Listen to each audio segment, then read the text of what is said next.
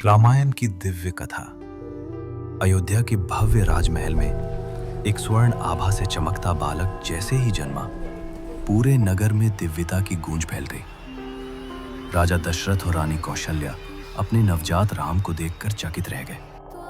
वो बालक मानो स्वयं प्रकाश में लिपटा था।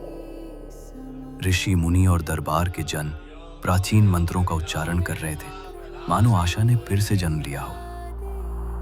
मिथिला की रात्रि तले राम ने अपने भाग्य का परिचय दिया। भगवान शंकर का प्राचीन धनुष उनके हाथों में झुक गया और एक गर्जन भरी ध्वनि के साथ टूट पड़ा। आकाश से कमल की पंखुड़ियां बरसने लगी और वहीं राम ने सीता को स्वयंवर में प्राप्त किया। राजा जनक की आंखों से आनंद के आंसू बह निकले और देवगणों की वाणी में आशीर्वाद गूंज उठा। सूर्य अस्त हो रहा था जब राम, सीता और लक्ष्मण राजमहलों को छोड़ वनवास की ओर बढ़े। साधारण वस्त्रों में लिपटे हुए वे एक रोती हुई अयोध्या को पीछे छोड़ आए। वन की छाया उनके पीछे सिमटती जा रही थी। भविष्य रहस्यमय हो गया था। वन की रहस्यमयी गहराइयों में शूर्पणखा राक्षसी वासना और क्रोध का रूप धारण कर सामने आई। उसकी आग जैसी दृष्टि लक्ष्मण के साहसी वार से शांत हो गई। पेड़ों की छाया में हलचल थी और हवा में तनाव की बिजली चमक रही थी। शांति भरे वन में अचानक कोलाहल छा गया जब रावण एक तपस्वी का रूप धरकर सीता का अपहरण कर अपने स्वर्ण रथ में उड़ गया। आकाश भी सीता की पुकार से कांप उठा और जटायु, वो वीर गिद्ध, अपनी जान गंवा बैठा। ऋष्यमूक पर्वतों की हवाओं में भविष्य की गूंज थी। हनुमान विनम्र और बलशाली प्रभु राम के समक्ष नतमस्तक हुए। एक दिव्य आभा उन्हें घेर रही थी। सुग्रीव श्रद्धा से देख रहे थे, जैसे नियति का संकेत स्पष्ट हो गया हो।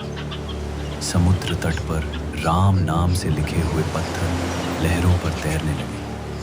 वानर सेना ने श्रद्धा से एक पुल का निर्माण किया, असंभव को संभव कर दिखाया। राम की दृष्टि समुद्र की ओर थी, जैसे उनकी दृष्टि ही राह बना रही थी। लंका में तूफान फट पड़ा। युद्ध भूमि पर वानर और राक्षसों के मध्य आग बरस रही थी। राम और लक्ष्मण ने दिव्य कवच धारण किया था और हनुमान अग्नि के बीच से कूदते हुए आशा की लौ बन गए। आकाश से बिजली कड़क रही थी और रावण अपने रथ से युद्ध का उद्घोष कर रहा था। कुंभकर्ण पर्वत जैसे शरीर के साथ धराशायी हुआ और इंद्रजीत के माया जाल को सत्य ने चीर डाला। अग्नि की लपटों में लड़ाई अपने चरम पर पहुंच चुकी थी। अंत समीप था जब राम ने दिव्य बाण चलाया। वो दिव्य बाण रावण के हृदय को चीरता हुआ गया। रावण का 10 सिर वाला शरीर धधकती लंका में ध्वस्त हो गया। दिव्य ऊर्जा वातावरण में गूंज उठी। ये विजय का अंत था। अशोक वाटिका में सीता ने फिर से प्रकाश देखा। अग्नि परीक्षा के पश्चात राम ने उन्हें हृदय से स्वीकार किया। हनुमान ने सिर झुका लिया और एक दिव्य प्रकाश उस क्षण को पावन कर गया।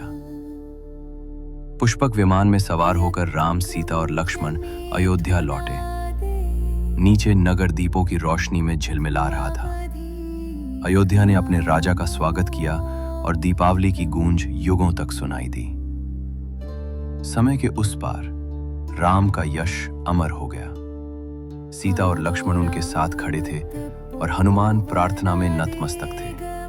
उनके चारों ओर की आभा प्रेम, सत्य और धर्म की अनंत कथा को रच रही थी। काल के मंदिर में अमरता की लौ।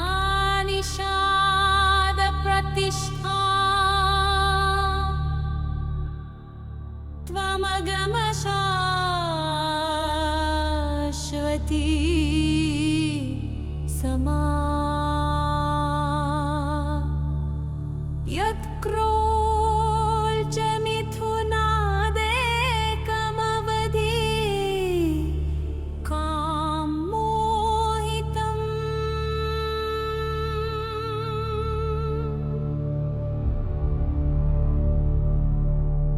आदो